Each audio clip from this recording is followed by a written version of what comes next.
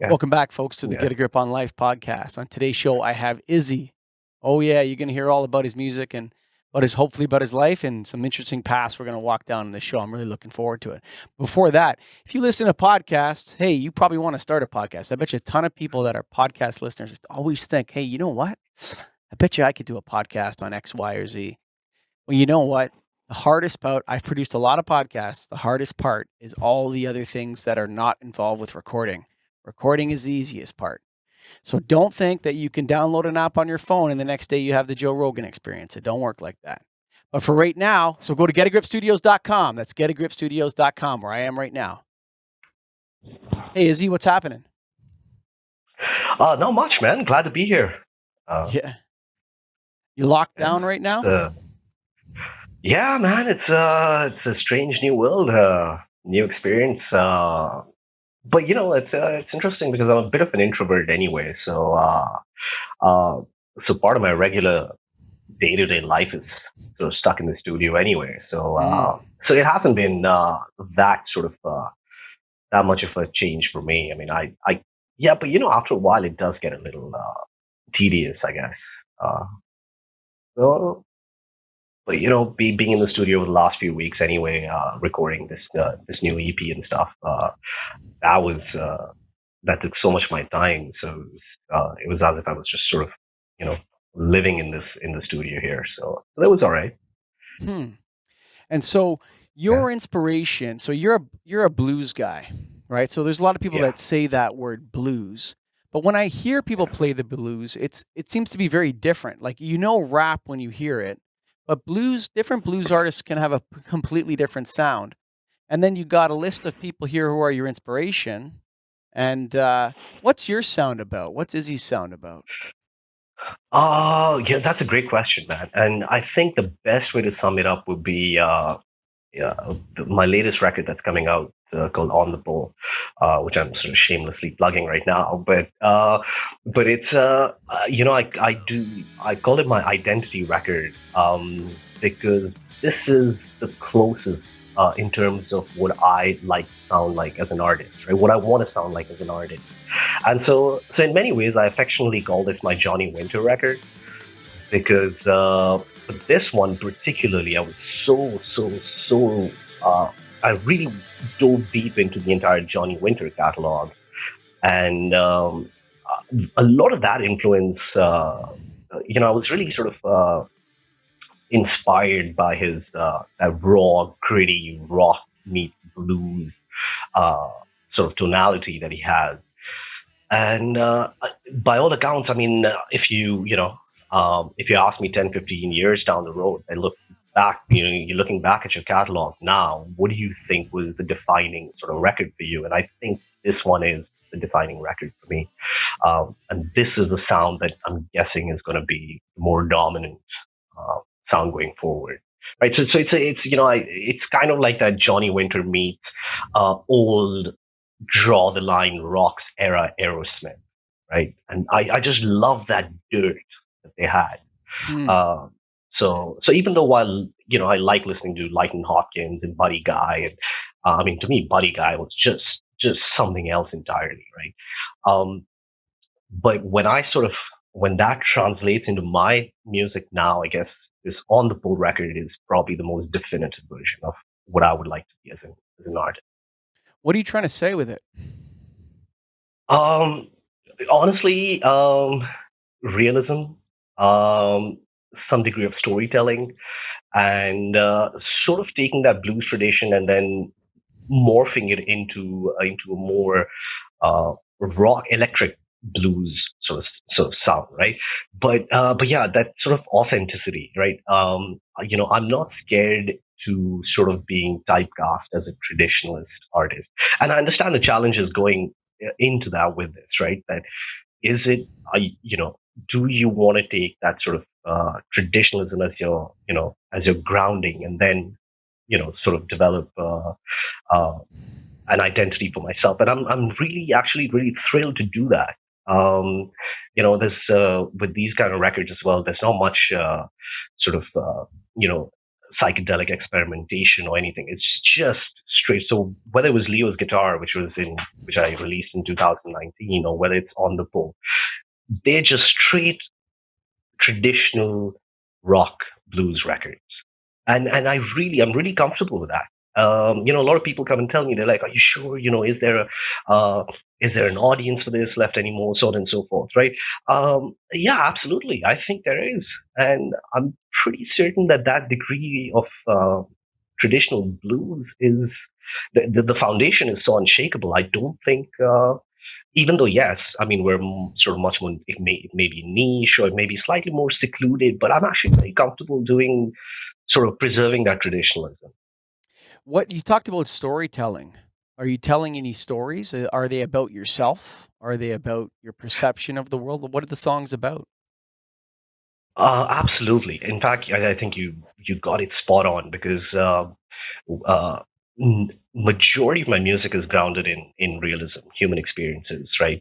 So, for example, on the pull, I have a track called "Drown in Man's Blues," and it's so I've created this character which is sort of having for lack of better phrases, a midlife crisis, sick of his standard sort of day-to-day life, and all he wants to do is go to travel down to Mississippi, the Delta, the sort of historical regions of the U.S. where blues sort of took hold, right? And I think what happens is I create these characters which are actually re- reflective of me looking at the world through the eyes of these characters.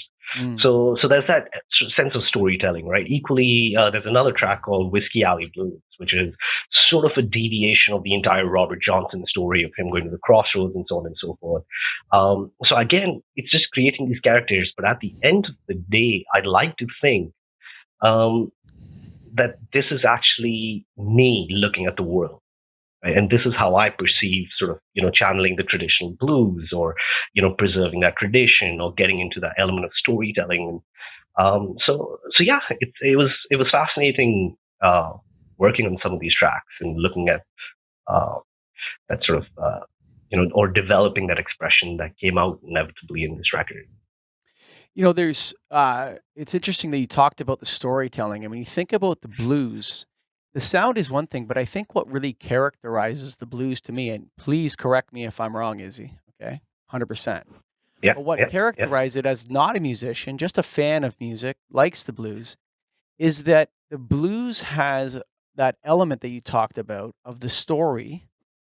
Um, it's usually a sad story or a tough story, and it's a story of wanting to be free of something and move on. And I think that spirituality in the blues is why it runs so deep in people's hearts, because I think blues artists are trying to say something about life, and they're trying to Right. express it musically, and they're trying to, in a sense, there's like an exorcism element in blues. There's like a trying to get through tough times element to it. There's a moving on element. Am I correct in that? Is that what characterizes the blues? To me, absolutely, and I think Buddy Guy said it the best, right? It's uh, there's a certain element of feel, right? And then, of course, now everyone keeps using this term feel, right? I mean, you can play the blues, but can you feel the blues, right? Mm. And that's always, that's really always fascinated me, right? And so, yeah, me being a philosophy major, right? Having now I can, at an academic level as well, I guess I can relate to that sort of intangible notion of, okay, well, how do you classify what feel means? Now, again, sort of, just putting into context of my music at least, even on Leo's guitar, right now I have a track called Lightning's a Howlin'. Right now, not only is that paying reverence to some of the great blues artists, but it's also literally just getting through uh, a standard Sunday, right? And it's just about me putting on the news. And literally, the lyrics for that song literally just came out from just watching the news one day. And I said, wow, this is what's happening in the world. I mean, it's not a pleasant experience that we're going through right now. Mm. And so, whether it's climate change or whether it was, you know, politics, or whether it's Brexit, or whether it's fiasco in the US, so on and so forth. I mean, it was just one thing after another, and so the lyrics are grounded in, again, that sense of realism. That, look, wow, this is what I go through. This is what all of us are going through on a day to day basis. But I do like to think that there was some degree of a positive message in there as well. That, look, at least, you know, for me, uh, the blues, or playing rock, or playing my guitar, is actually an escape out of, you know this experience that all of us are having, right? Again, whether it's politics or climate change, and it's just this onslaught of negativity, right? So so I use the blues to channel. So bring that out, but at the same time use that as a sense of escapism, that I can at least get through it by playing the blues. And the idea is that people can find whatever avenue they can develop uh, to get by on a day to day basis. Right? It's cool that way. It's really cool. Yeah. Yeah, there's a darkness in the blues that I think um, is being exercised in listening to it, or like as a blues fan, I listen to it. But with you when you're playing it, it's almost like you're allowing some of the darker feelings to come out in a way that's structured and has a sound. I think the harmonica does that best for me.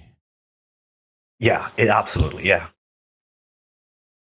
Yeah, even on this record, in the first couple of records, I didn't really, at least in Leo's guitar, it was just straight up guitars, drums, and bass, and I kept it really, really deliberately raw.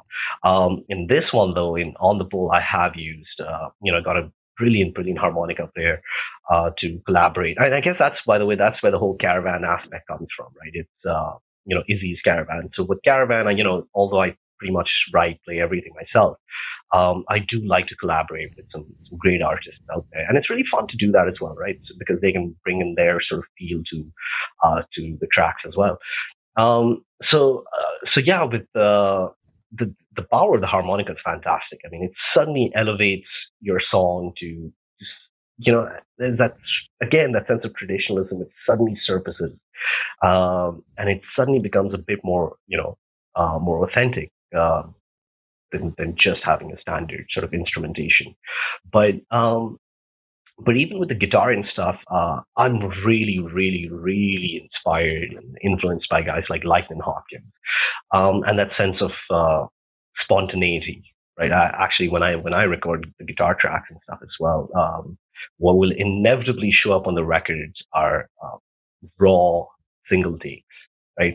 So that way, there's a deliberate move to ensure that the production isn't extraordinary, in the sense, like, there's no sense of perfection in the production. I actually really get irritated when I hear records which are so, you know, perfectly produced, right? It's like, where's the sense of, again, where's that authenticity, right? But on the other hand, you listen to a Lighton Hopkins record, and suddenly you hear, and you can actually grasp what we keep saying, the feel of playing. There's that Hmm. spontaneity, there's that authenticity, there's rawness to it, right? And on some of the records, you can hear him just cut off abruptly, which I'm guessing the guy at the production room is saying, "All right, time out, bud, cut it off," right? Hmm. So I actually absorbed that mentality into my playing as well. And so honestly, what you'll hear inevitably in the records is going to be single takes, on off cuff playing on the spot, and if it sits, it sits. And even if there's a slight sort of, I don't like to say error, but if there's some degree of imperfection, then that's actually there for the sense of authenticity. So it's fun that way. Who is your favorite philosopher? Or if that's the My right way, favorite who's philosopher. put it this way, which Mhm. philosopher impacted you the most meaningfully? How's that? Initially, I still remember when I was at school. Uh, I was really taken by the Greek philosopher. So Aristotle was this really, really important element in my life, and I still remember back then. When I went to grad school as well, I actually wanted to do my graduate work in Aristotle, but even the professors were like, "Oh, this is too challenging, man. Let this guy be." Later on in life, I still remember when I read Kierkegaard. Um, that was another really, really. I don't want to use the word spiritual or anything, but it was suddenly seeing the world in a different way, right? In that sense of passion, like the inner self of you know Hmm. passion that you suddenly experience. All right, this is what when you do something, how to sort of bring about that passion from within you to actually. So relating that again to the blues and stuff as well, right? I mean, look, to me, there's no point doing something if you're not really authentically, sincerely passionate about something. Um, so I mean, why I'd like to play the blues is because there's a sense of reverence to it as well, and there's that sense of passion as well. And when I read Kierkegaard, it was such an eye-opening experience of how the inner human consciousness and how we can sort of channel that to attain some degree of perfection. Although when he was really uh, taken by the whole Christianity aspect of it, I just apply that to the music aspect of it. So it's really fun that way. You can sort of Sure. yeah. So you Kierkegaard, he was a Soren Kierkegaard was a Christian, but it's interesting how the philosophy flows into music for you. So music is expressing something from you. What is it that you want to tell the world in the time of COVID-19? What do you want to tell them through your music? Um, what I want to tell people through my music would be, honestly, I mean, putting into that sort of, loosely putting into that Kierkegaardian philosophical context as well. I mean, honestly, I wouldn't be sitting here if, sometimes I think this entire process was one big grand accident because, multiple times I've sort of, said I had actually left music. And it was just a couple of years back when I actually sort of got back into it. So for a decade and stuff, I actually didn't even touch the guitar. So I got back into it, went in head first, did some recording. Suddenly, I was like, wow, this actually uh, turned out better. At least in my mind, they turned out better than I initially expected. So one thing led to another. Leo's guitar comes out. Fast forward a couple of months, suddenly Zephyr's comes out. Now I have On the Pole coming out. Now, what I sort of how I can relate to this whole COVID context is uh, this is as tragic as this entire situation is. I think one of it's an opportune moment, in my estimation, for people to really take an introspective journey, find yourself, um, find yourself in the context of um, maybe there are things in life that you put off. There are certain passions in your life that you put off. You've been conditioned by the day-to-day experiences of life. Um, Fine. Obviously, at a psychosocial level, it's got to be tough for people to be sitting at home. But this could be an opportunity for them to really take an introspective journey, figure out maybe deep down there is that some degree of endeavor or activity or productivity, creativity, right? Whether it's music or whether it's having a blog or whether it's writing articles or a children's book or a novel or anything like that, right? Poetry. I know so many people who always talk about it, but unfortunately, life gets in the way. So take an introspective journey. Find the one thing that you really want to do and do it, and try it out. Sky's the limit, man. I mean, it works. It works. It's okay. If it doesn't, at least uh, hey, give it a shot. Well, the interesting part of what you said, so find yourself. Like I'm 42, okay? And that was like a popular term when I was a teenager. And find Yeah, yourself, yeah, find yourself meant that you're going to get some money and you're going to buy a plane ticket and you're going to go somewhere and have a trip. And then on that trip, you're going to find yourself. But what's interesting about the concept of that or that idea, I think what really people are really talking about is more like the self-actualization process, where people kind of come into touch with who they really are and what they want to do with their lives and what's meaningful to them and what isn't. And I found in my life, anytime that I was spending money to do something fun, like go on a trip or go wherever, I wasn't finding myself.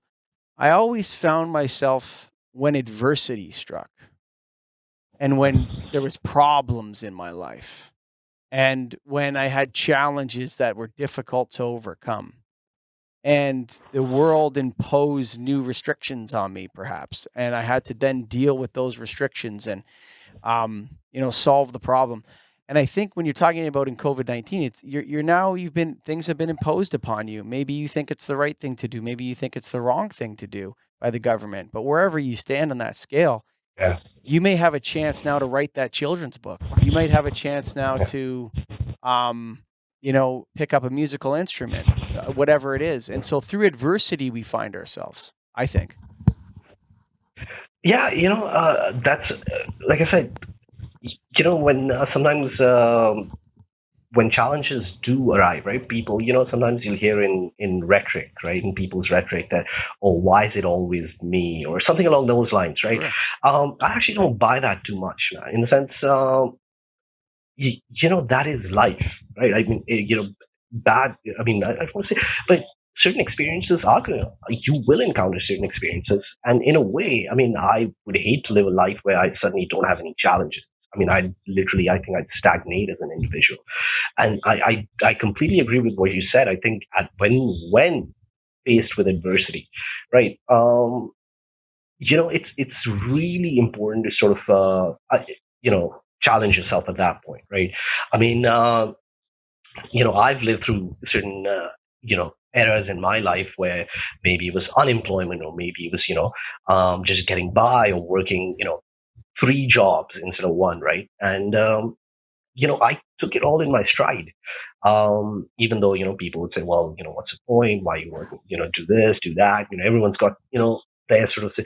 But I took certain gambles in my life, and whether they paid off or not, in some cases they did, right? So let's say hypothetical. I mean, from a financial standpoint, I was sort of able to achieve certain things in my life, which then allowed me to then say, buy guitars, right? And so having, spent all my savings on Fenders, right? I figured, hey, since I've given them all of my money, I might as well make use of these guitars now, right? Sure.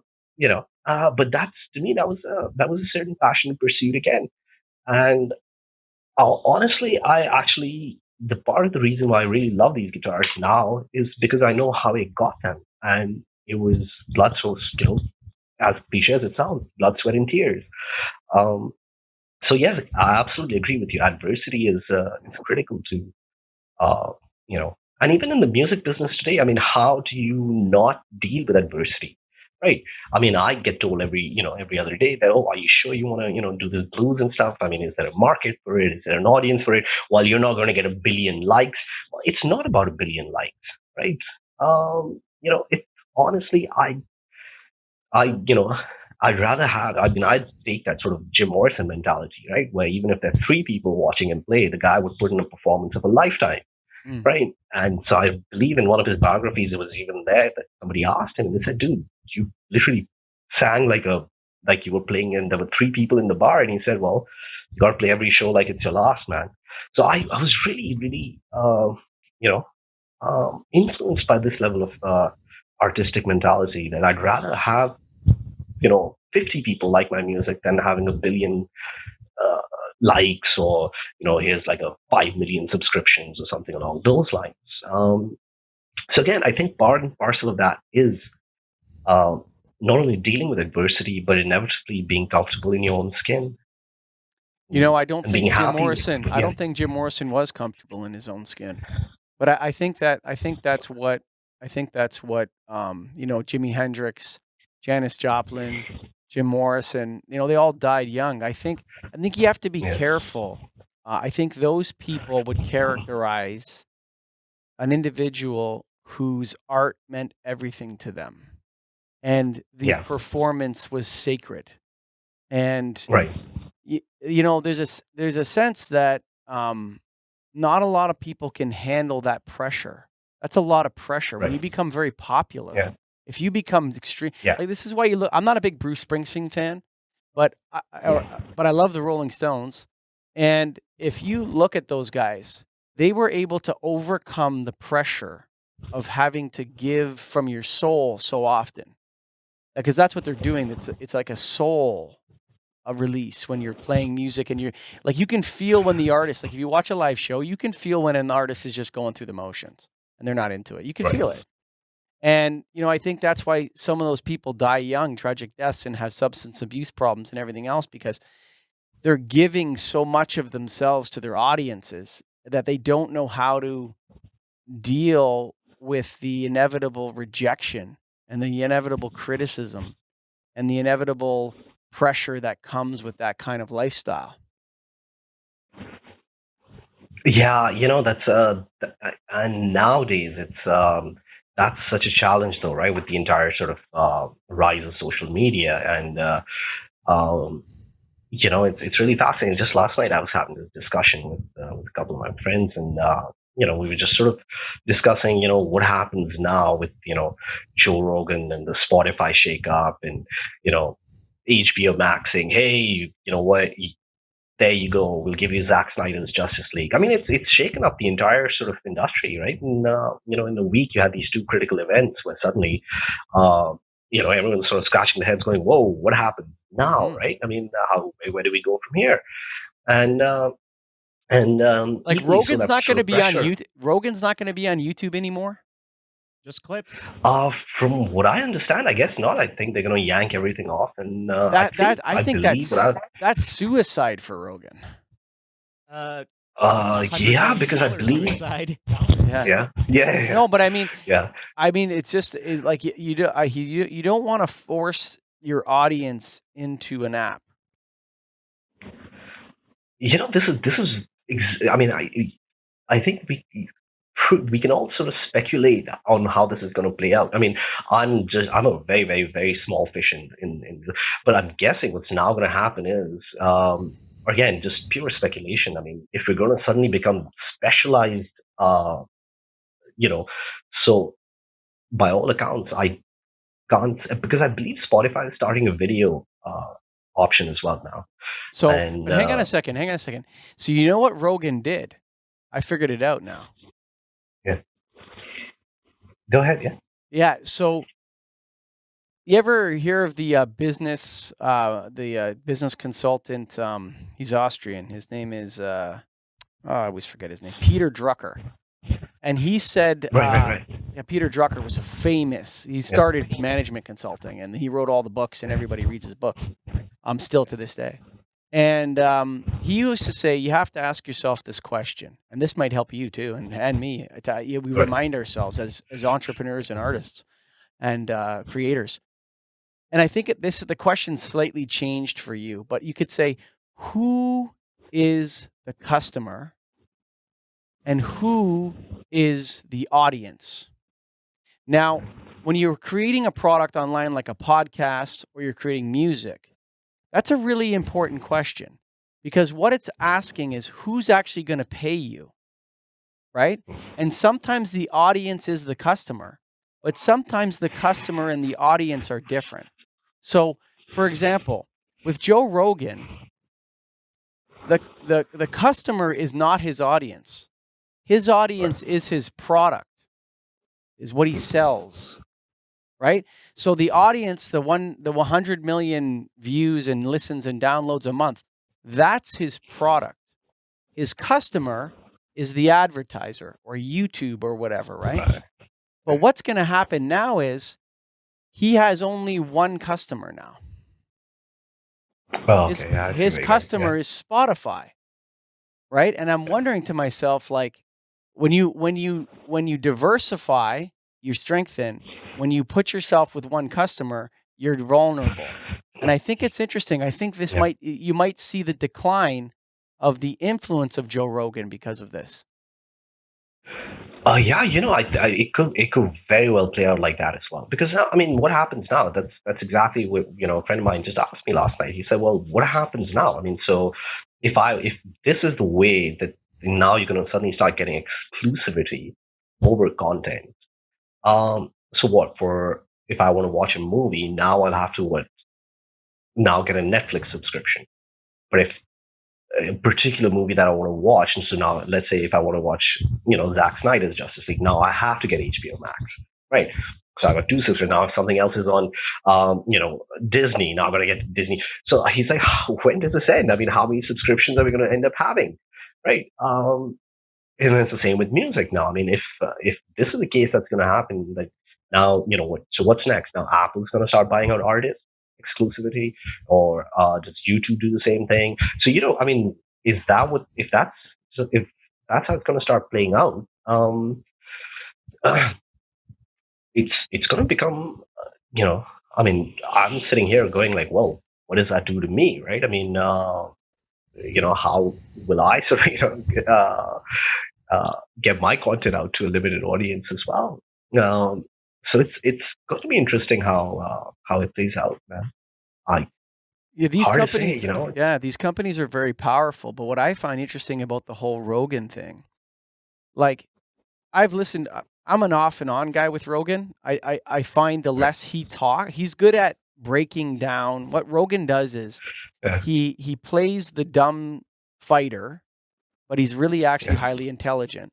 And what he yeah, yeah, does yeah. is he breaks down an expert's opinion on something so that the average guy can understand what's going on with quantum physics, for example.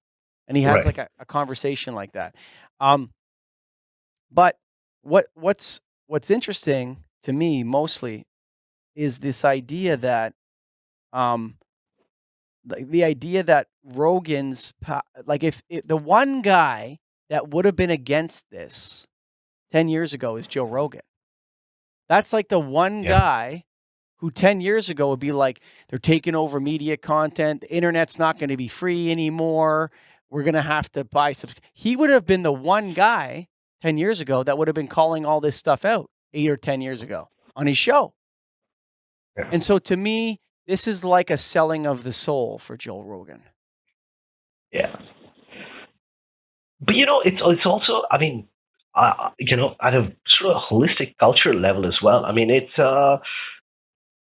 it, one thing, sort of, when I, again, like I said, being a philosophy major, I mean, it's not like, you know, people were lining up to hire me anyway.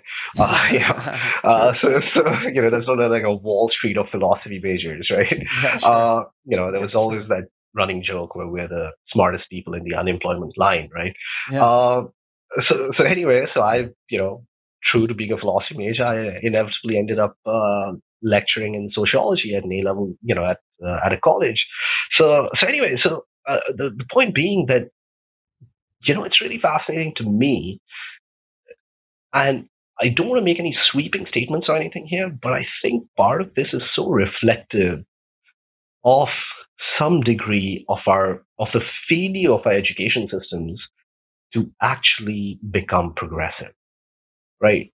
Because, and what I'm trying to say here is, the reason why I think so many people are flocking to these kind of shows now is because they're asking the right questions. Mm. Um, and they're bringing down these, very complex, say, cosmological questions, right? Oh, well, is there life out there, right? Now that is a very, very serious cosmological question now, Sure right? it I mean, is. philosophers are dealing with it, physicists are dealing with it, but when you bring it down to a school level, they haven't updated their curriculum at all to deal with the reality of what's happening, right? I mean, even in sociology classes, well, we're not dealing with any of these updated uh, aspects of human society anymore, right? I mean, we're still that old school traditional narratives are being regurgitated year after year after year, but there's been no progressive questions being posed within education systems anymore. So the tragedy then becomes that you suddenly have this postmodern, you know, phenomena spread where objective truth is now so fragmented, right? I mean, you have these podcasts and stuff. I mean, to me, it's at a sociocultural level, it's phenomenal that his power is worth $100 million, right? Yeah. Well, it's But interesting. part, yeah, Yeah, I mean, I think you're hitting the nail on the head Izzy. Like, you just blew my mind. You're like, this is so absolutely so fundamentally right what you said about the education system. Yeah. And you know what the result is of that? It's that education is boring. Yes, thank you. Absolutely. Absolutely. I mean, it's the same old school line of thinking, which is Yes. so incompatible with the current student today, man. These Yeah. guys want answers because they have access to the information. There's nothing now which is a standardized, say, curriculum is telling these guys where they're like, I don't need this. I'll go listen to a Joe Rogan podcast. Man, he Yeah. asks the fun questions. Yeah, like Uh, why not I would say you would blow kids' minds if in grade 8 you had a chapter in your science textbook called "Is There Life in Outer Space?" Absolutely. Like what a like Absolutely. I mean, kids would be raptured by that, man. yeah, yeah, Instead, they're yeah, but you know what you're right. It's a real shame because like all the teacher strikes and everything that complains about education, I think you hit the nail on the head. The problem is that not only are the students bored, but so are the teachers. yeah, absolutely, man. It's I mean, in the UK, I believe that the dropout rate of teachers is so high. They just leave the profession within a few years of getting in it. This is it's so stifling. There's no creativity in there.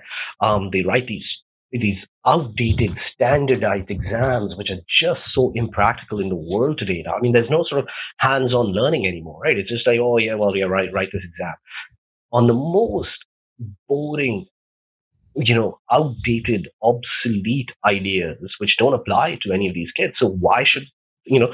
And again, I mean, it, the no, people are so they want rapid fire information, right? Mhm. In bite-sized chunks. Now here you got, you're sitting in a lecture for 3 hours about this ancient, models of physics which don't even, I mean, yes, of course they give you a good grounding in history, but uh, man, there's just so much happening in cosmology right now. For example, just taking cosmology as an example, there's so much happening. I mean, we're not teaching our kids anything about climate change or at least the discourse, right? Whether you believe, whether you agree with it or don't agree with it, or any degree of environmental ethics. We're not Mhm. teaching any of these things, right? But then you suddenly have YouTube, right? Which is now a powerhouse, Mhm. or Twitter or something, right? I mean, I don't have a Twitter account, but when I need to, the, the second, being a diehard DC fan, I mean, I found out about Zack Snyder's Justice League on what, YouTube, man, because Mm. I was watching it. I mean, the point again being that that's where information is coming from, man.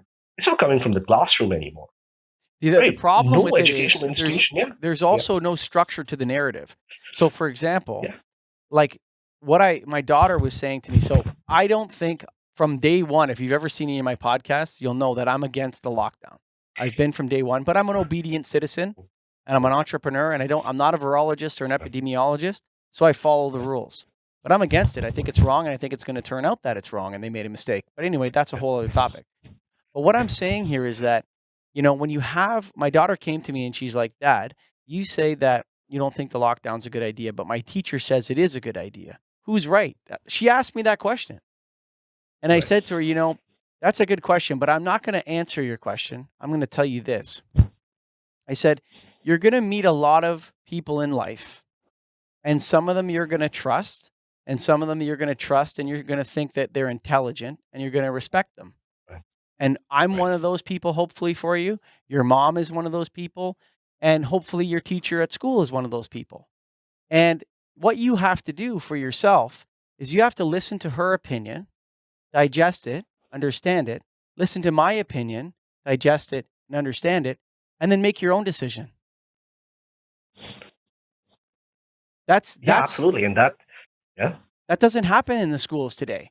And that's the no, because problem is that the narrative is like they're so busy trying to make the rules of what people believe that they're trying to make the rules about what people should believe instead of offering people the abundance of philosophical thought or religious thought or whatever it is and say this is what it is and you need to study it. There's no right or wrong answer in a lot of this stuff. I'll give you another example. right, This is an interesting one. I want to get your take on this. So my son had to write an essay on a movie about Anne Frank. Okay. And from the Holocaust, for Anne Frank's diary, right? Right. So he's in grade 9. So the essay question was, how did the movie make you feel? And that's the question. And whatever it was, 1,000 words or 2,000 words or something like that, Yeah. right? So my son is like, I don't want to write this essay. It's stupid, right? Da, da, da, da. I'm like, why? He's like, Dad, look, I know about the Holocaust. Every year we learn about the Holocaust. He's like, I've been learning about the Holocaust since grade 4. I learn about it on Remembrance Day. I learn about it all through the year. I'm sick of the Holocaust. And I said, whoa, well, son, I mean, do you understand? He's like, no, Dad, it's a tragedy. It shouldn't have happened. It's crazy. It's bad. But I'm sick of hearing about it. I would rather learn something else about the war. And he goes on this diatribe about how his great grandfathers were in the war, and he knows nothing about what Canada did or whatever, and so on and so forth. But he knows. So I said, write that in your essay. Because that's how you feel. Yeah. Right? Exactly, and it's such an open-ended question. Yeah, right. It's not like he wrote his essay like, look, I'm not against learning this stuff. I'm not a bad person. I don't think that obviously the Nazis were evil and the Holocaust was horrible and the earth should learn from it. But I've learned about it and I'm done learning about it now, and I want to learn about other things too that happened. Right. And so he wrote the essay. And that's. And I think that's a fair question because, again, I actually was having this a really similar discussion with a colleague of mine recently about history curriculum, and it's yes, we get it, right? I mean, yes, World War One happened. Well, nobody's saying don't teach these things, but you can't. I mean, there is more to history than just this, right? And it doesn't hurt to ask the big questions. I mean, again, sort of that Carl Sagan mentality, right? That look.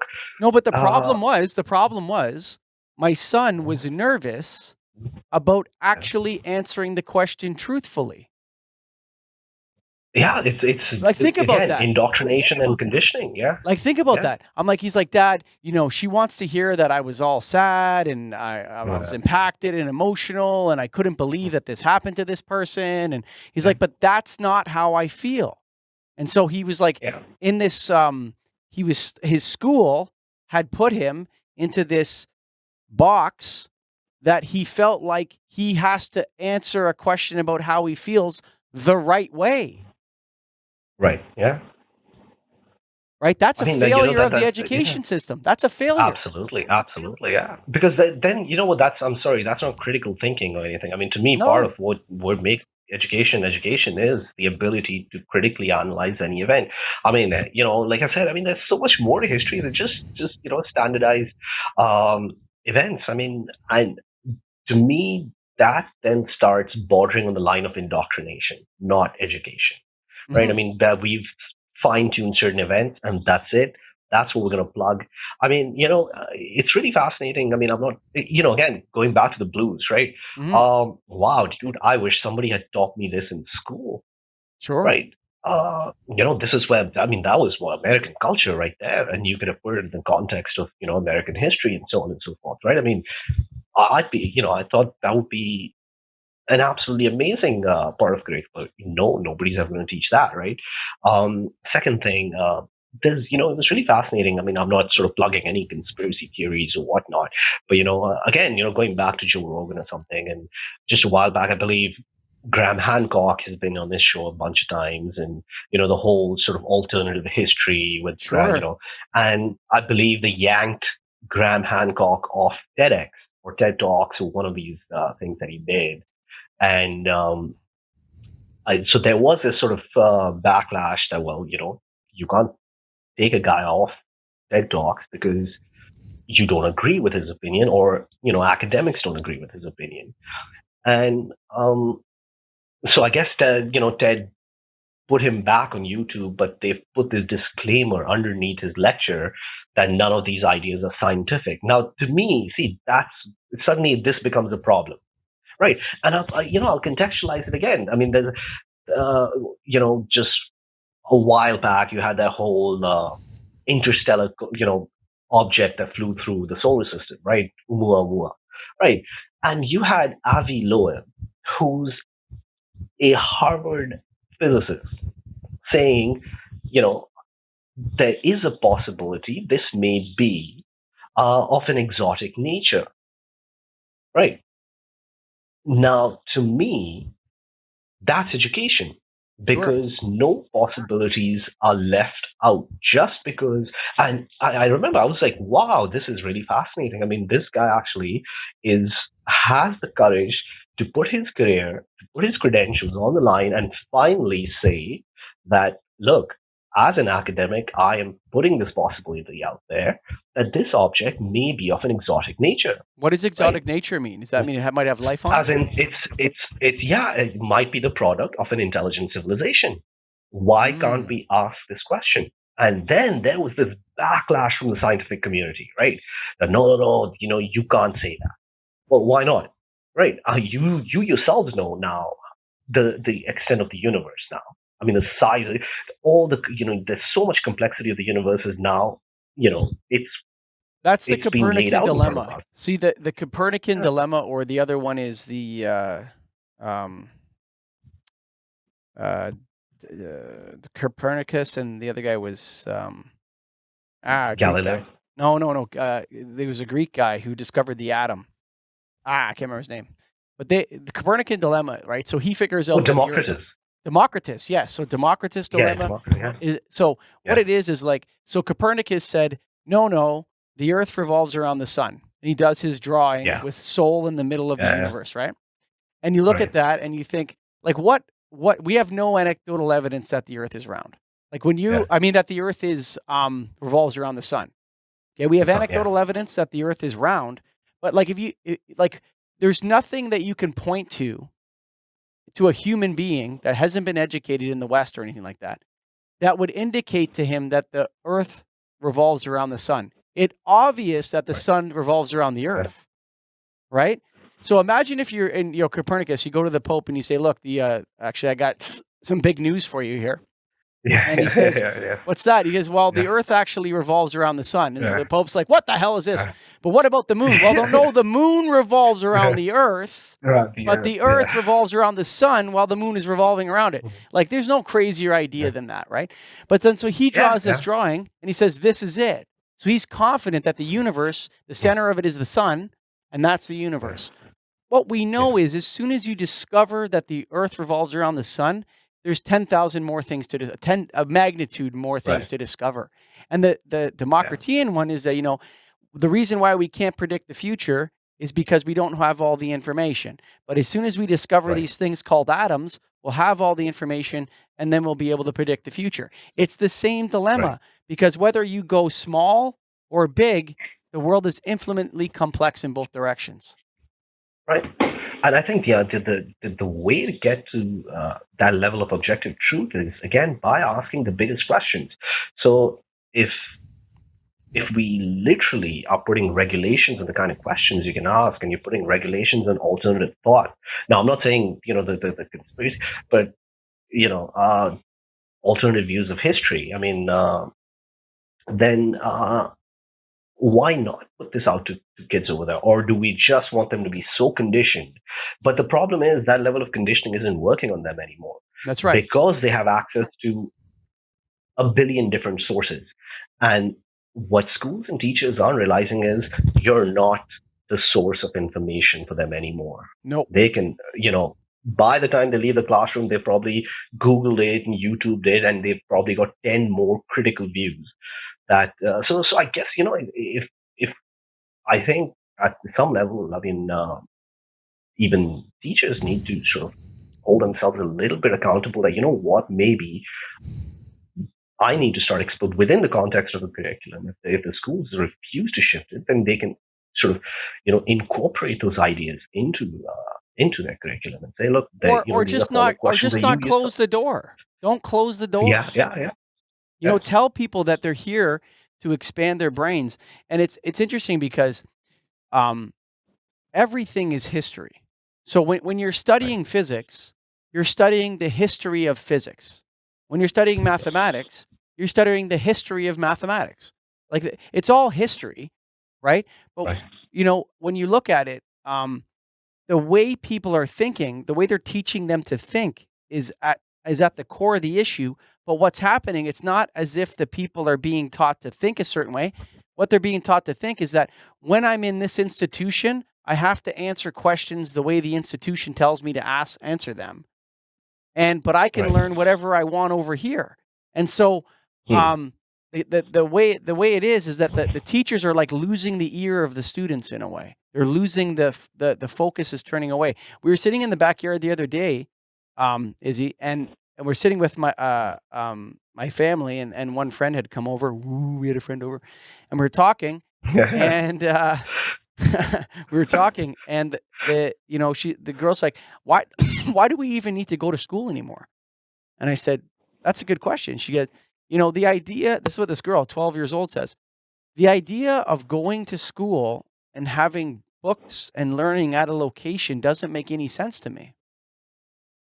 Yeah, dude. That's honestly, I mean, I think that's gonna shift now. I mean, well, hey, the biggest news coming out now is Cambridge University, man. I mean, the one of the biggest schools in the world is shut down for a year, man. They're just gonna have online classes and stuff. And I think this could be sort of now the catalyst to alternative education now, or alternative forms of education, where that sort of standardized, and of course, obviously, it'll take a certain amount of time for people to get, comfortable with this sort of new learning. But I think this is again an opportune moment for schooling systems to realize that what, man, if we're going to go online, might as well make use of the coolest stuff out there. Maybe it's time that we shift this whole thing. Maybe it's time that we open up a lot of these questions to our students and say, look, this is what you can research on. This is something out there. You want to study physics? I mean, to me, right then, this is what I always say. I mean, getting into the blues, it wasn't enough for me just to listen to Lighton Hawkins, right? I mean, I wanted to know what his life was, right? It's not just enough for me to say, all right, this is I like Johnny Winter, right? It's not enough for me. I mean, I want to know who he's influenced by, right? It's not enough for me to just say, oh, this is Clapton, right? And his music. But wait a minute. Clapton's influenced by Freddie King, and Freddie King is influenced by this guy, and Clapton's got an influence from Robert Johnson. And then it's delving into the culture. Then it's delving into the history. Then it's delving into, oh, this is what they were singing about, right? This is the event in their life that they're this is where that they're, whether it's the economics or the culture or the these aspects of the blues. So it wasn't just enough for me just to learn the tradition in terms of guitar and music, but I also wanted to know the academic side of it. And so it was, to me, that sort of history behind it was really fascinating, man. I mean, because it's also landlocked, right? In the sense, it's also regional. When it's again Mississippi Delta, Texas, right? Oh, this guy's a Texan blues player. This is Chicago blues. So it's sort of like again, you take Australian literature. And Australian literature is so grounded in the land, right? Equally so, the blues is grounded in regional sort of landlocked areas. And again, so one thing leads to another. And I think to get Did the you ever full get to experience of the Langston blues, Hughes? Did you ever get to Langston Hughes? He's a blues artist, no, isn't he? yeah, I'll check I it don't out. I don't know.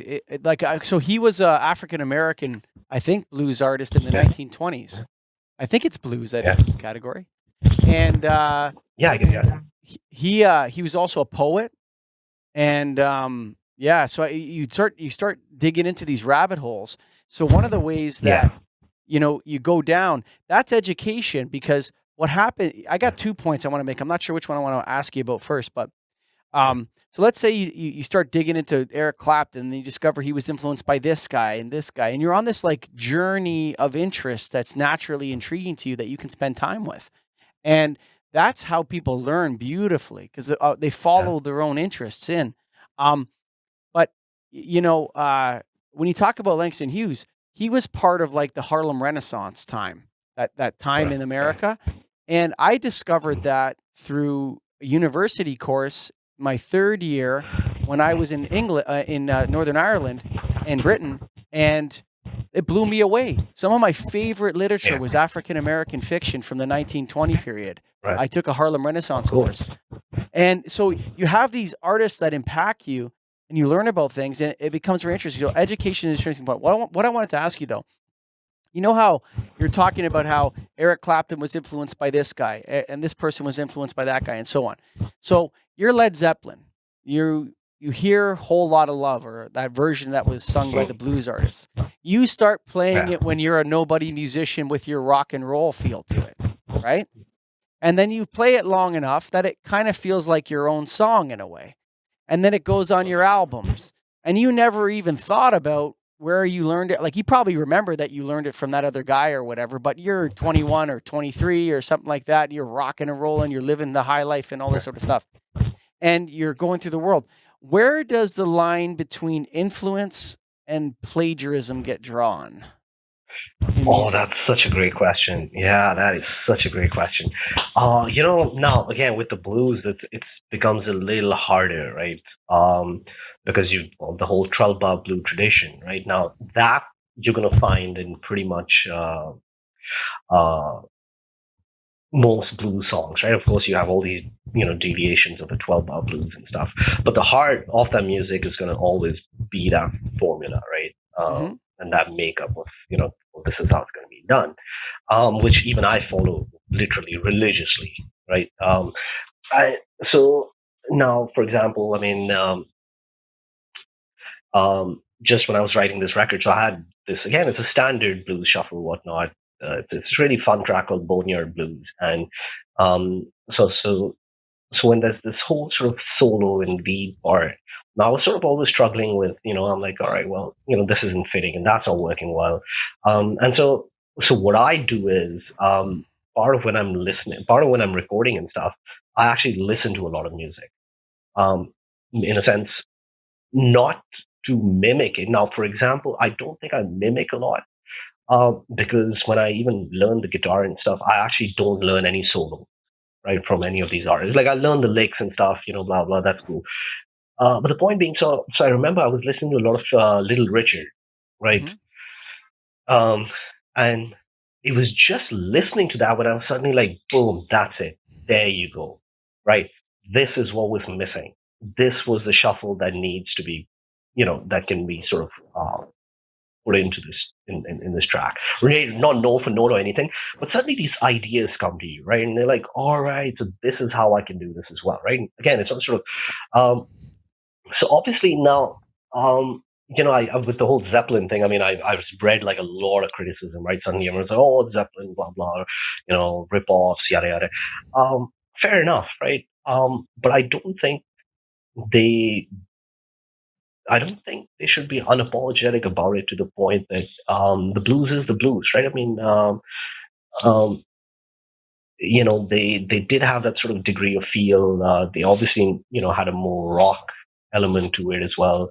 Um, It's not a so pure cover. It's where, not a cover of it. yeah, yeah, You know, it's not a yeah, cover of the song. yeah, It was a right, version of the song. They took it, obviously. yeah, But what I'm saying is that that line between influence and copying is so like I think what's his name from the Beatles, George Harrison with My Lord. He also got sued yeah, for the tune on that one. And he came out, he was yeah, like, I don't know if I ever heard the mhm, song before that she's talking about. yeah, Maybe I heard it somewhere and it got stuck in my head. And then it just yeah, came out, but there's like an undertone of the rhythm to all music, which is the right, same. There's yeah. probably like, how many rhythms are there? There's probably not that many. Well, absolutely. Yeah, because I mean, look, not, what, 70, 80, 90% of all, of Western music is anyway the major scale, right? And then only, I mean, there's so much you can do with it, right? Of course, Sure. everyone sort of, I still remember when the whole Tom Petty and the Red Hot Chili Peppers thing happened with Mm. Stadium Arcadium and oh wow, oh man, it's the same. So, and I guess being a huge Tom Petty fan myself, I guess Tom was cool enough to let that go. I believe he's like, well, there's nothing I can do, right? It is what it is. Um, so, and I don't think the Red Hot Chili Peppers were. deliberately go and say, all right, well, let's, uh, do this, right? I mean, it's interesting because, just a couple of days back when my buddy's like, hey, man, I've got this chord progression, and he sent me like a little sort of recording. And in my head, I'm going, wow, dude, he's not like a pure musician or anything, but he plays guitar and stuff. And he's like, hey, here's a song, you want to do something with it.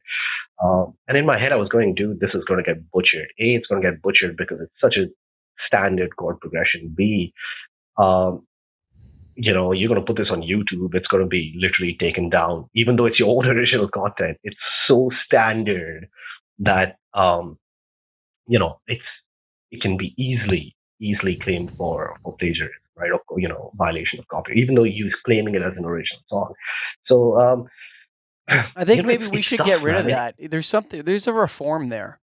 There's a reform Yeah. available there. And the reason why I think that is because you look at a situation with musicians. Like, have you ever heard of a Pareto distribution? You know what that No. is? So a Pareto Oh, yeah, yeah, distribution, yeah, yeah. Okay, yeah, yeah, yeah, right? So it's like that curve, that arc where yeah. X and Y. So the X axis indicates percentage of whatever taken, and Y indicates number of people or things involved, right? So Yeah. most things in the universe, whether they're human endeavors or they're physics, fall into a Pareto distribution, meaning that 10% of the participants get 90% of all the gains or the things, right? Right. So if you look at a Pareto distribution and you keep cutting it down, they're like slices of reality, right? Mm. And you look at Right. all the artists that have been successful in different times, you're gonna find similarities between them, but it's almost like they're hyperlinked to music that came before it. Right. You know what I mean? And it's like this Yeah. development of music, and then what the culture's going through the music then expresses that in a way. Um, so, Right. Yeah. but there's like this hyperlinkness to it, and to say that one hyperlink is not correct and one is, I think there has to be more room for an expanding. I think one of the things that's keeping music locked in is this idea of copyright, or this idea of Yeah. that's my beat, not your beat. I Yeah. don't think anybody owns music in a way. I think it's almost anachronistic. Yeah, I completely agree with you there, man. Because again, it's like again, going back to the blues. I mean, there you go. That's 12-bar blues. That is the blues, right? That's the Sure. standard formula, right? And like again, yeah, multiple deviations, but that's what it is. That's the heartbeat of the blues. Again, I mean, there are only so many notes in the pentatonic scale, right? Of course, uh, you know, uh, now it's sort of like a good I mean, I like when kids start playing guitar, like when young people even start playing guitar, one of the things that they even do, I mean, just recently, I mean, this kid I know, right, he sort of learning the guitar and stuff. And, he came over, I was giving him, a couple of pedals and stuff that I had lying around. So I was like, yeah, just take them from me. So anyway, he comes and he's picking up some one guitars and he's playing them. Now, what he's playing is everything, he's playing, John Frusciante licks, and he's playing, you know, your standard sort of popularized licks, right? He's, of course, he does the Stairway to Heaven, right? Sure. In my head, I'm going, wow, dude, right? But everything is note for note, right? Um, See, to me, I get a little uh, frustrated with that, right? Really cool that you're learning all these songs. I mean, but when you are learning them, don't learn it note for note, man. Especially the guitar solos and stuff, right? Get an idea of it, learn a couple of licks from there, but then make it your own. Hmm. Because if you're just going to keep learning these songs right down to each note, I think that's very stifling for a guitar player or for a musician. I'm like, what? I mean, you lose your sense of self and your identity, right? Mhm. I'm not saying I'm a guitar virtuoso or anything there, but I do, I've got my standard blues licks and whatnot, which are really popular, right? But there's no point in me learning everything Stevie Ray did note for note, because fact of the matter is he did it so good that it's never going to be matched, right? Right. And there's no point learning Stevie Ray Vaughan licks because at best, what you can do is just watch the man play, right? In the sense, you put on a YouTube video. I mean, I always joke around that I'd be a much better guitar player had I just spent all the hours that I did listening to music and put that time in actually playing the guitar. But you put on some of these records and you're just like you watch Stevie Ray or something or Clapton and you go, wow, dude, that's just insane, right? So you just put the guitar down and end up watching the whole show. Um, so the point being that I mean, these guys have just done it so well.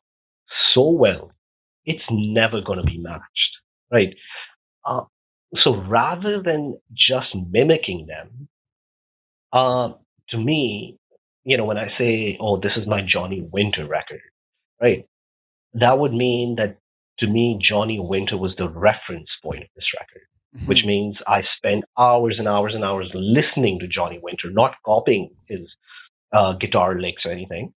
I mean, in the sense like sitting down there and learning every guitar lick that he played, but rather that was my inspiration behind it.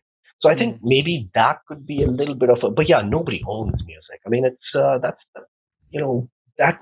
Where do we go from there then? I mean, after a while, it's going to become so regulated that there's no point anymore. Yeah. It's Oscar Wilde said the critic is the artist. And I always found that an interesting point because you look, it's not like, after like you paint a painting, right? Let's say someone, a great painter, and you look at it, Guernica. I hate Pablo Picasso, by the way. But let's say you look at a painting and I'm looking at it and I decide this is what it means to me. And someone says, no, that's not what it means. That's one of the most ridiculous things anyone could ever say. Even though a painting may have meaning, like there may be like the standard canonical response to the question of what does this mean is silly. It's like the whole exploration is to find out what it means to you and see if that evolves, if that develops, if a love develops there. So when it's funny because I miss albums because you used to get an album would come out and you'd listen to the album. You'd listen to the album. And one of my favorite albums of all time was Counting Crows, August and Everything After. And it wasn't Mr. Jones or Around Here. It was Sullivan Street and The Circus Has Fallen and a bunch of other songs that were never played on the radio, but just resonated with me at the time I was listening to it. And I never would have discovered that music if it wasn't for the album and that the artist had put the album together. Everything now is like a single or like a piece of a single almost, and yeah, go ahead. I miss that sort of traditionalism again. The simple days where you always invested in an art. You were so invested in an artist. I mean, growing up, it was all right. Well, this album is coming out now. You got to wait for the CD or the cassette or the CD to come out. Part of the whole sort of investing in the artist was, when you bought the CD, you took it home, right? Get the shrink wrap off, and then the coolest thing about it was the booklet that came with it, right? Yeah, you got all your liners, for sure. You open it up. The pictures in there. Oh, this guy wrote this song, and so on. We sort of delved into the world of and you had the lyrics written in there. You had the lyrics. Yeah. You'd always feel a little shortchanged when the booklet was just like, well, the four. So you're like, oh, come on, man. Come on. What was it about? What was the album about? Show me some pictures of the band when they were recording and stuff. Yeah, for sure, man. For sure. You know what's interesting? I'm going to take it in a completely different, I'm going to make a point, but it's going to come back to this in a second. Having strawberries year round ruined strawberries for me.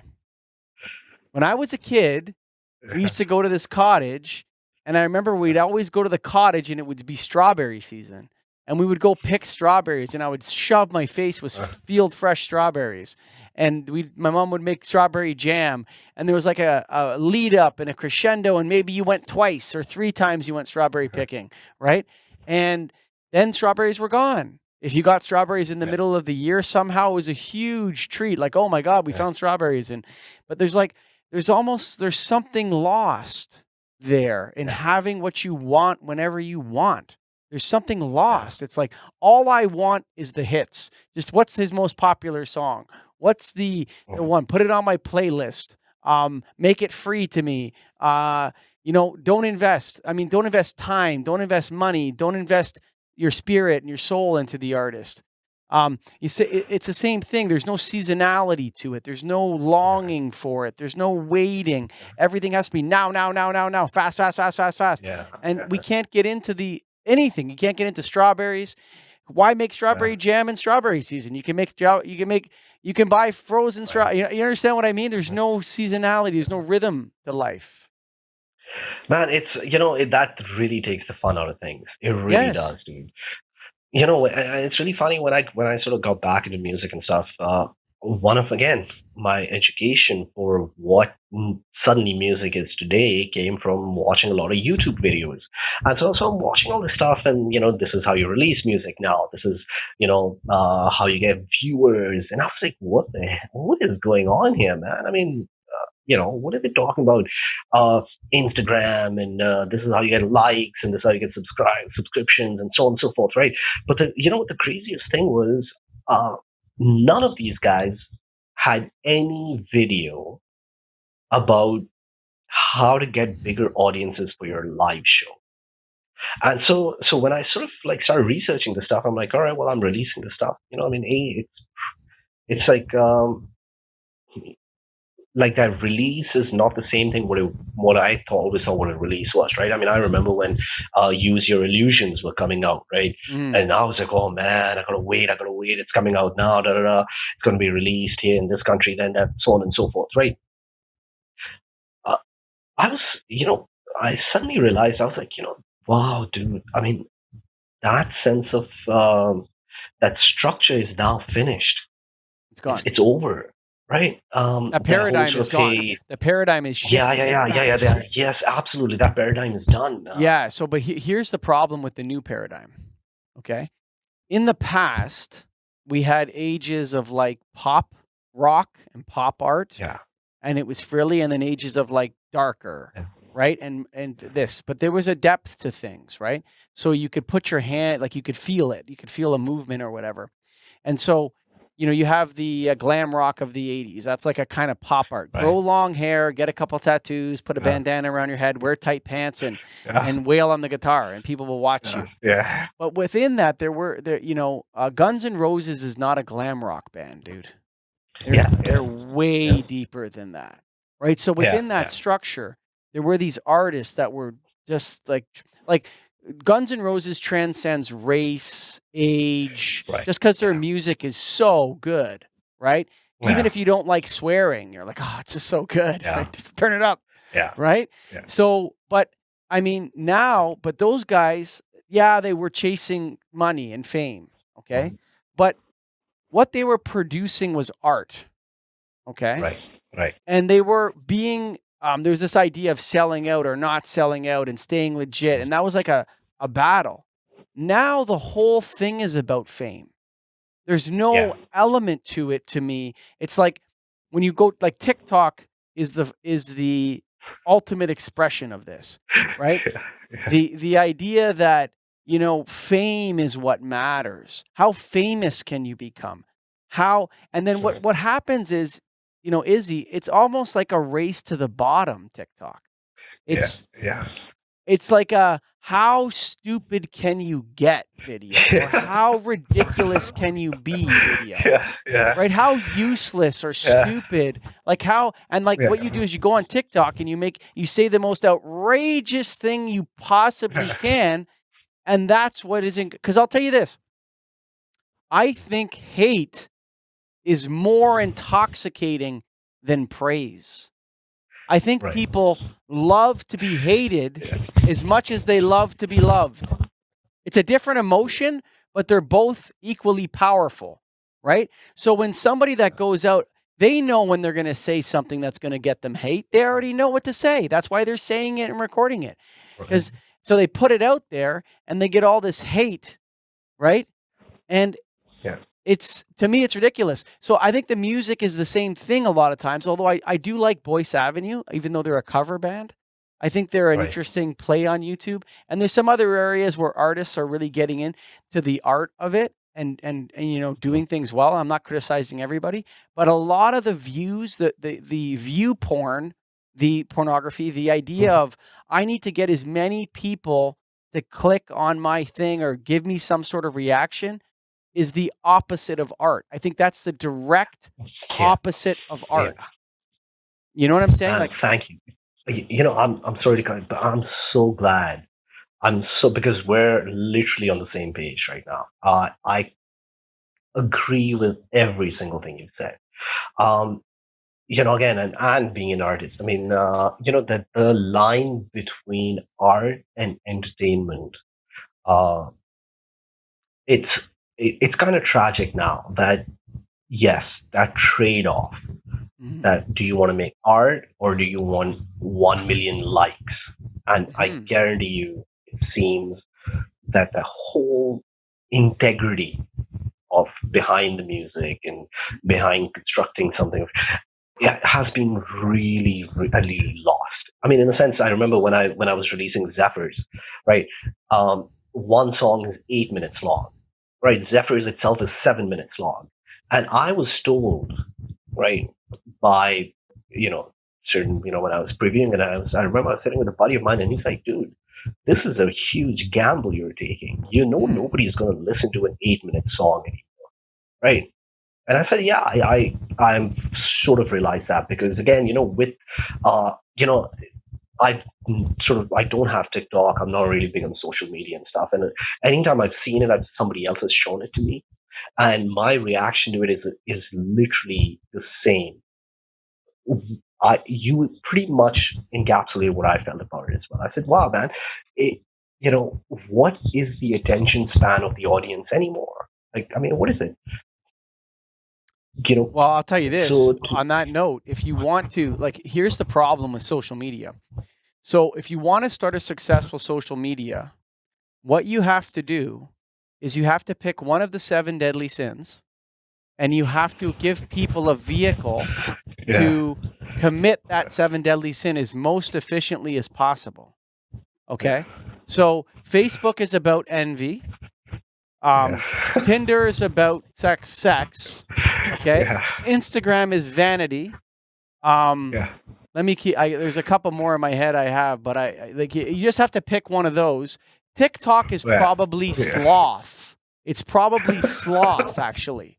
Like TikTok is about accelerating the sin of sloth, yeah, right? And so, like that's how I'm not kidding you. I actually believe that yeah, that's the formula. yeah. If you look I, at it, yeah. I was told, I was like, when I got back in, they're like, I was told that, look, you gotta have a social media account, otherwise, it's a compulsion now, right? mhm. And I was like, well, I refuse to have Facebook. I think that's literally the most mindless thing that I've ever experienced in my life. Um, again, being an introvert and whatnot. So, long story short, I actually ended up, this one of the seven deadly sins that I picked was Instagram. But the funny thing is, when people my Instagram is bloody boring, dude. It's like it's just there, right? And the funny thing is, if you go on my Instagram, you won't see any pictures of me because I know what I look like, Mm. right?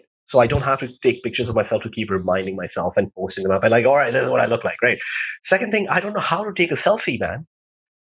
I'm not big on pictures. I hate taking pictures. I don't even like being in my own video, right? Mm. Uh, I just uh, so if you go, I mean, my Instagram is literally my guitars, my cat, right? I mean, I'm one of Yeah. those cat dudes, right? And that's pretty much it.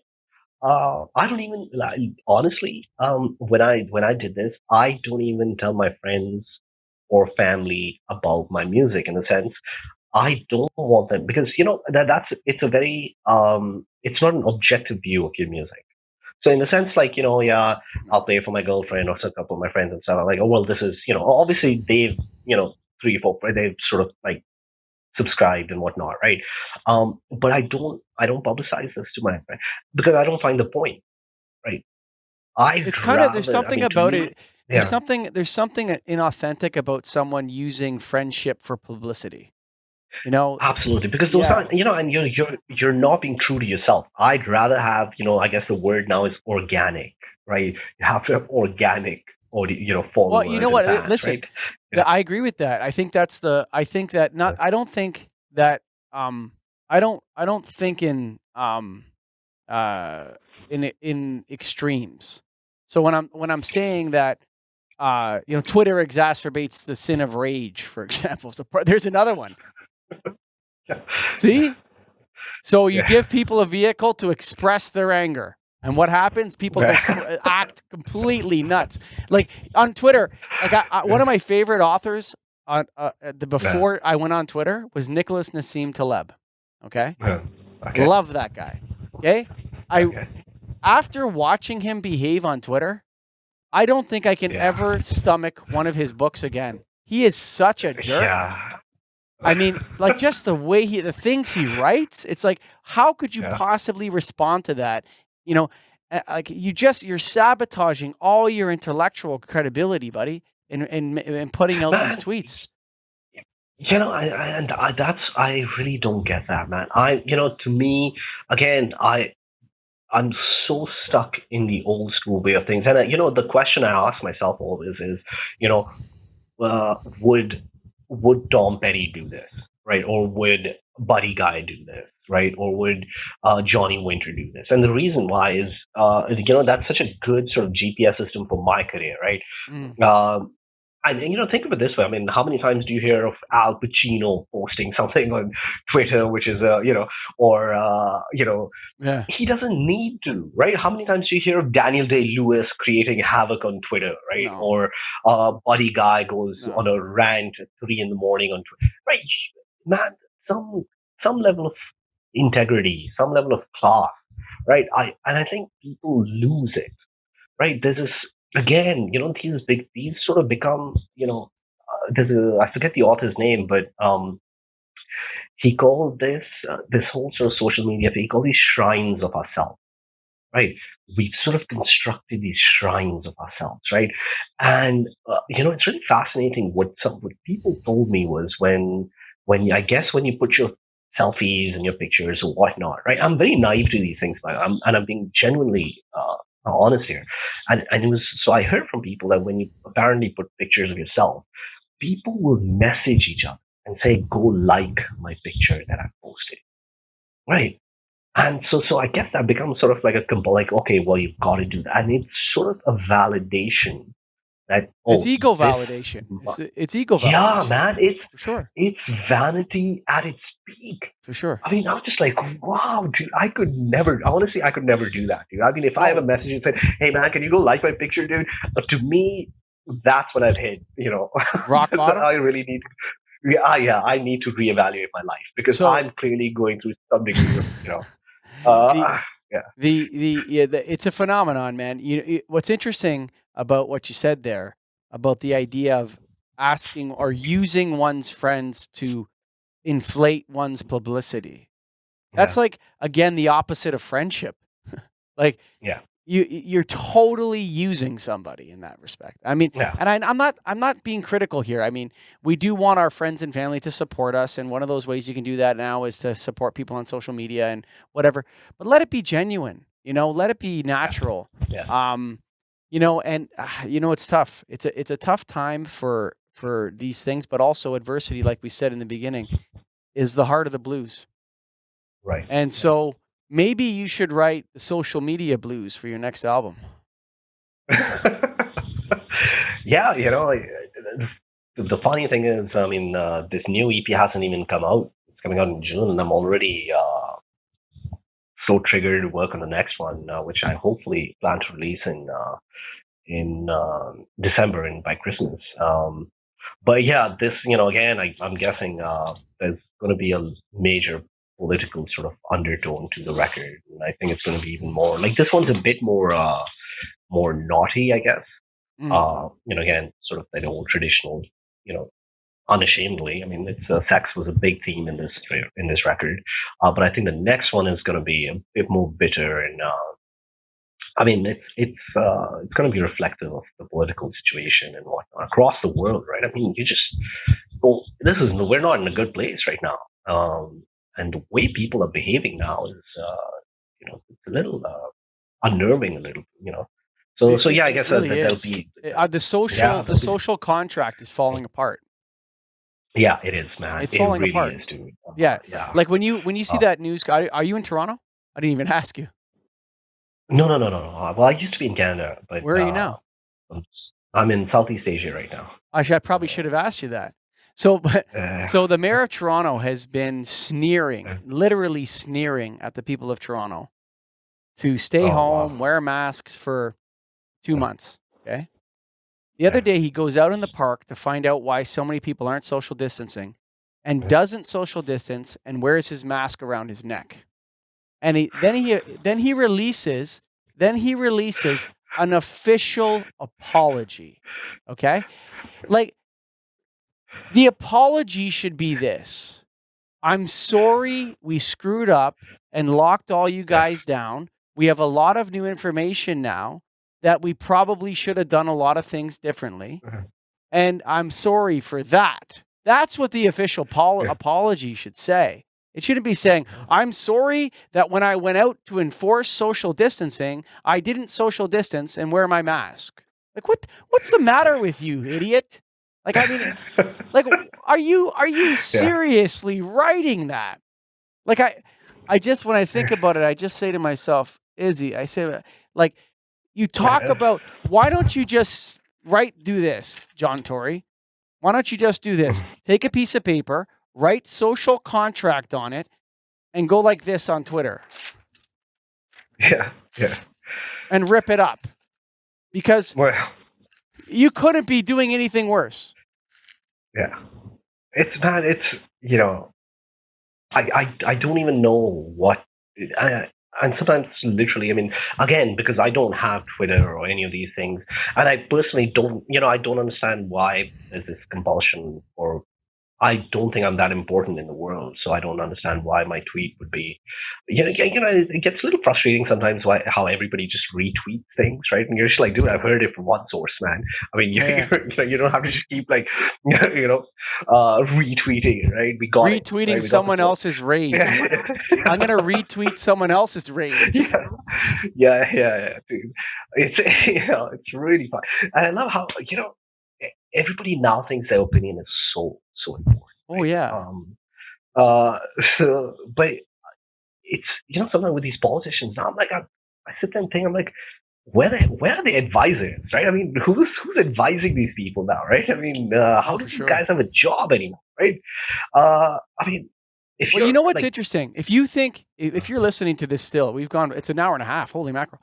If you're listening to this still, okay, I have a lot of opinions I think are important, Izzy. I do. I yeah, think I have a yeah, lot of opinions that are really important. But you know what I've been doing for the last 3 years? I've been recording podcasts with smart people like you and testing my opinions in a respectful yeah, conversation with someone else where I give them the freedom to express their opinion, where I challenge them in polite and meaningful ways, and where I yeah. try to see if my opinions can be made sense to them in the context of an enjoyable conversation. Well, see that this is the difference, right? Discourse, conversations, right? Rather than what is it? What 240 characters? Yeah, Uh, we've had a discussion for 90 minutes now, right? mhm. And like this could go on, Sure. for a few hours long, right? But this is what's missing now. Mhm. The people want their information, like I said, rapid, bite-sized chunks, and it's have a discussion, have a conversation. Nobody wants to converse anymore, man. It's just boom, there you go. This is it. I've tweeted it out, and now it's the law, right? I mean, it's Yeah. like, oh man, But like, it's the decrees. It's like yeah, well, it's a decree, right? We put it on Twitter. I'm decreeing this. yeah. Yeah, that's Hashtag it, man. lockdown, Yeah, whatever. So let it be tweeted. So let it be done. Yeah, exactly. yeah. That's it, man. That's it. That's all. Once it's up there, that's it, right? There's That's no the going rule. back down. Yeah. It's so But hey, ridiculous. It's so ridiculous, actually. Like to think you take a Nicholas yeah, Nassim Taleb, who's probably like way high genius. Okay, like the yeah, guy's super smart. and he's putting out these pithy decrees on Twitter. Like, what are you talking about, dude? Like, are you seriously doing this? It's sad. Yeah. You know, the idea of advisors. So politicians don't have advisors anymore, Izzy. What they have is spinsters. Yeah, social media, Spinsters. uh, Like, they don't yeah, have advisors. yeah. Like, nobody's saying to them, "Hey, you know what, Mayor Tory, you made a mistake. You did the wrong thing here." And I've been telling you from the beginning, but you weren't listening Right. to my advice, Yeah. right? What these politicians have surrounded themselves with, that people that say, "Shit, we really screwed this up." You know what we could do? We could blame this on Oh, yeah. the other politician and say that it was Yeah. all his fault. And guess what? We found his daughter in the drunk tank. So take pictures of that Oh, man. and release those concurrently with this news, and then the whole thing will go away. That's the kind of advisors these Yeah, people have. yeah, yeah. It's become very very undignified, dude. I mean, Yes. sometimes you're like, wow, these are the politicians. These are the people who we literally went out and voted for. I mean, this is this guy, right? It's become so undignified now, man. I mean, it's utterly crass. It's crude. It's borderline vulgar. I mean, it's literally. I mean, Oh, it is sometimes you're sitting vulgar. there, It's not borderline. It's you vulgar, know, man. yeah, it's so When he's you're when you're blossoming. having a debate, when you're having a presidential debate, Mhm. or you're having a debate with another politician, and the debate is about the verification of scandal. Yeah, Okay? Like, the yeah, debate's not about, let's debate our immigration policy or our water policy or our yeah. policy on nuclear Urban planning, yeah, Yeah. education, nothing, none of that, right? No, Uh, all you know, you hear from both sides is not just criticisms. It used to be criticisms of the other person's policies. Now it's criticisms of the other person's character. because it's all theatrics now, man. It's Yeah. politics is now. I mean, to me, it's all theatric now. It's such a drama, right? Because again, the audience, I don't even consider. It's not even as if you know that old sort of Socratic element where he was always like democracy as an art form, right? Hmm.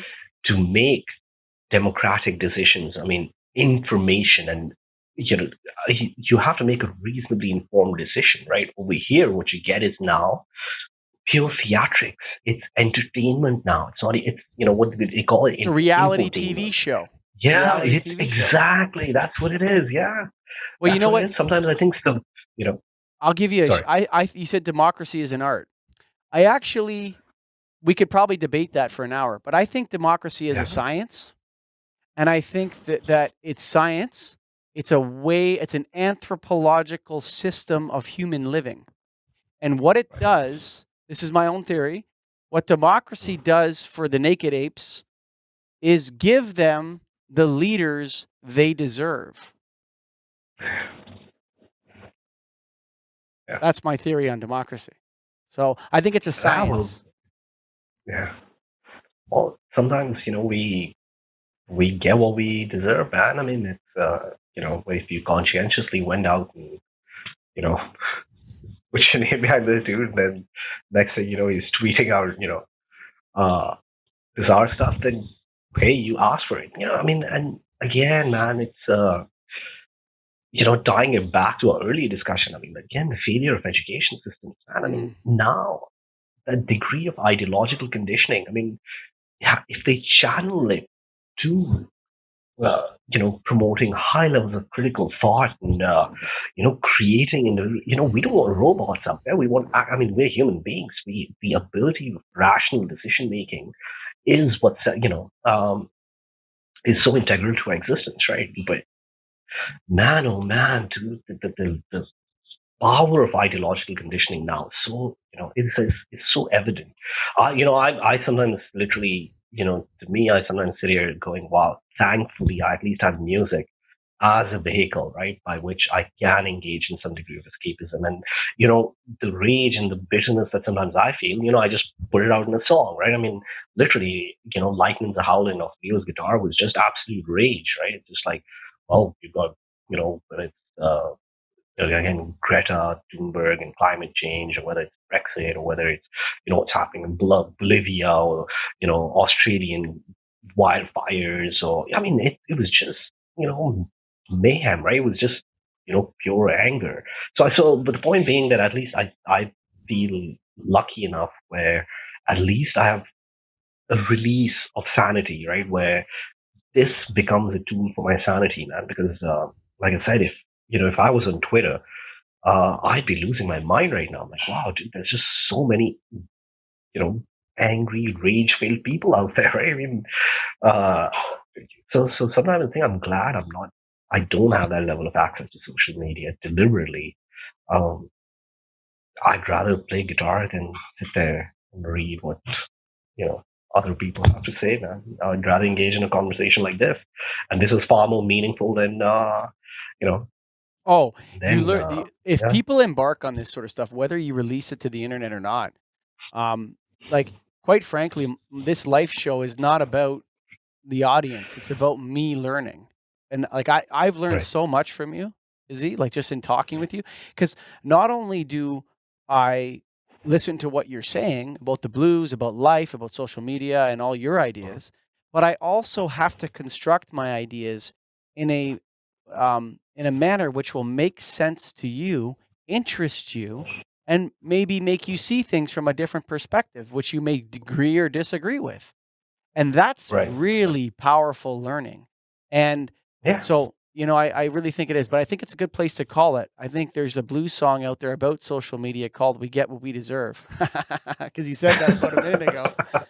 Yeah, So, yeah. Izzy, I really, really enjoyed chatting with you, man. Yeah, it was awesome being here, man. This was really, really fun. And it feels good to actually have a meaningful conversation, with someone like you, man. It was really, really fun, dude. Likewise, my Uh, man. yeah, So, folks, if you're out there and you want to have meaningful conversations, you want to start your podcast, maybe you're a Lego dork or what. I'm sure there's lots of Lego podcasts, but whatever it is, folks, go to getagripstudios.com, ask for Scott when you call or whatever, and we'll give you some ideas. Hey, a call's always free to us. We'll talk to you about making a podcast. Remember, there's way more work after I say bye to you than there is in the 90 minutes that Izzy and I spent together. Before we go, Izzy, where can people find your music? yeah. You can hunt me down on my website, which is www.izziescaravan.com. That's IZZIES caravan.com. That's where all the action is taking place right now. So again, my music's all up on all the major digital formats, and yeah. And so So we'll link to those. We'll link to those on the website. So check it out at cool. getagriponlife.com as well. Folks, love you guys out there. Anyone that's listening to this, much appreciation and gratitude from me.